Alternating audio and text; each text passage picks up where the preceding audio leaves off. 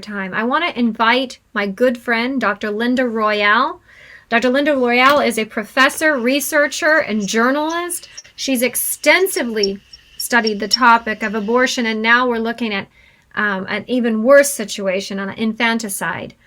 Dr. Royall, thank you so much for joining us. You are the author of Sacrifice, the Abortion Conspiracy. Tell us a little bit about the history of abortion and kind of how we got to the current situation that we're in. Well, thank you, Leila. It's great to be here with you today. As I listen to everyone speak, if I had to craft a thesis statement for what we're talking about here, it would be this. It appears as if Satan has decided to take over the throne of God. And if he were to do that, how would he accomplish it? He would take over creation. If he took over creation, what must he do first? Take over procreation, correct?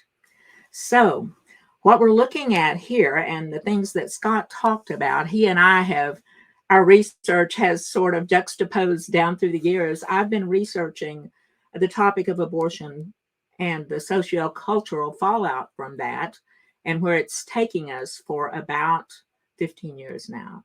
And just so people won't say, oh, more conspiracy theory and fake news and all those things, let me state this. My research began as university grant-based funded research because we needed to look at, what is happening with our educational system, what is happening to our culture. When is a lie better than the truth? When is another identity better than that which we're born with? So as I proceeded to do this research, I, like you, turned from being rather neutral on the issue of abortion and pro-life and pro-choice, sort of in the middle on everything, a true libertarian, with sort of academic type values. And what I discovered in the process of my research brought me to a startling halt. And I made a tremendous paradigm shift in my life. And so I've decided to research this issue of abortion further because it seemed to me that everything could be traced back to the push to legalize abortion in the 60s and 70s, and then the legalization of abortion and where that took us. So what I ended up doing was researching from 1913 to 1973, everything that has to do with abortion. And I unlocked some horrifying things, some things that have obviously led us to where we are today. As you can well imagine, the key player in this entire thing was Margaret Sanger. She became acquainted with a cousin of Charles Darwin, a man by the name of Havelock Ellis. He's the person who wrote the encyclopedias on sexology in the late 1800s. He was a product of the Enlightenment. In volume 7 of this set of encyclopedias, he talks about the day that would come when the world would be in perfect order and a person could decide upon their gender. We would have totally fluid gender. He coined the term transgenderism in the late 1800s. He explored tremendously homosexuality and how homosexuality was a person striving to be binary. Another term that we use now was created centuries ago. He was Margaret Sanger's mentor and lover, and he indoctrinated her with all these ideologies. And they proceeded to construct a campaign that takes a whole book, a 400-page book, to describe to you. But what it has ended up in being is going through the courts in California, going through the legislature in California and in Maryland right now as we speak are two bills. They're identical. They were both changed just this week to include gender neutral and to take the female gender out of these bills. But basically what they are infanticide, as you talked about.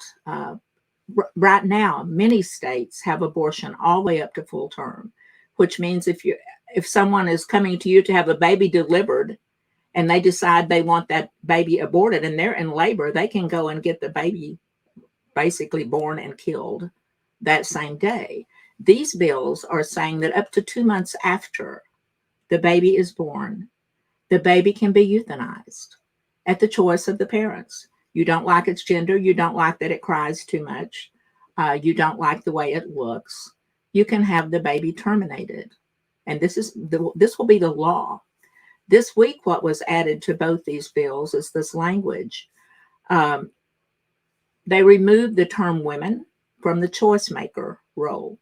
Now it says people. The reason they did this is because if a gay couple, two men, decide that they want to have a child together and they hire a surrogate mother, if they decide anywhere through that pregnancy all the way up to full term that they don't want that child, they can force this surrogate mother to have an abortion.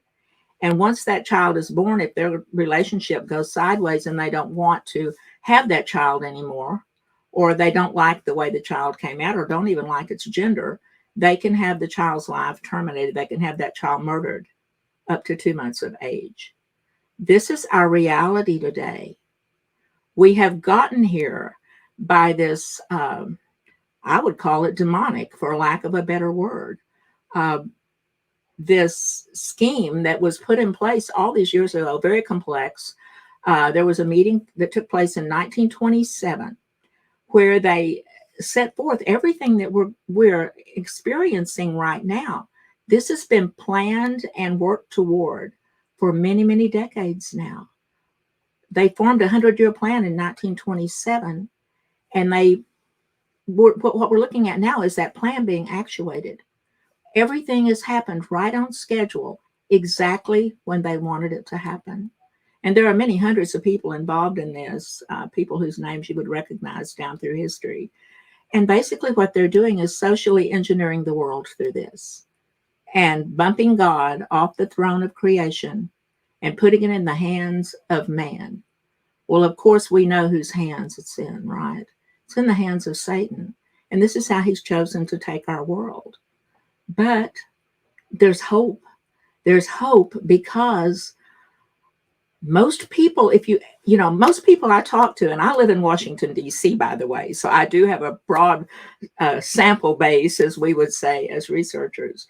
But most of the people I talk to here, even people who are a little liberal in their thinking, they don't approve of anything that's going on right now.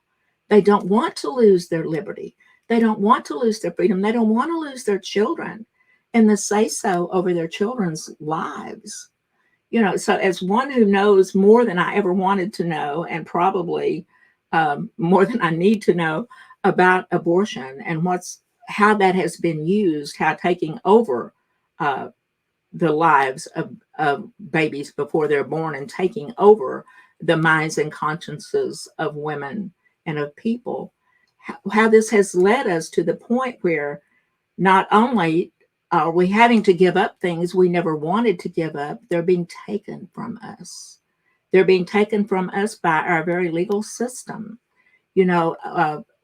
We're here, one of my beats as a reporter when I was doing reporting all the time was the Supreme Court. And to listen to some of the things that come through there, it causes you to realize that we are on very jeopardous ground right now. And most everyone here and in the places that I go as a speaker, people are appalled. Even people that voted Democrat, they're appalled at what their own party is doing. And so we have to put someone in charge of this thing. And it's my opinion, if we repent and if we return to God as a nation, the creator of all that is good has the solution for this. And I believe all we can do right now is, first of all, know what's going on, be very knowledgeable about where we are and how we got there, and then come back to God, because he has the solution to this, and he does win in the end.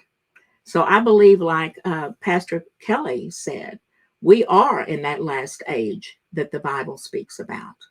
And we have to do something And to know and do nothing is grave sin, in my opinion. So we just must move forward. People who know have to inform others, and then we need to do something with this knowledge and turn it into wisdom to save our world and our people, and turn to God. That would be my advice for getting us where we need to be and making these corrections. Dr. Royall, thank you so very much. That was an amazing historical lesson.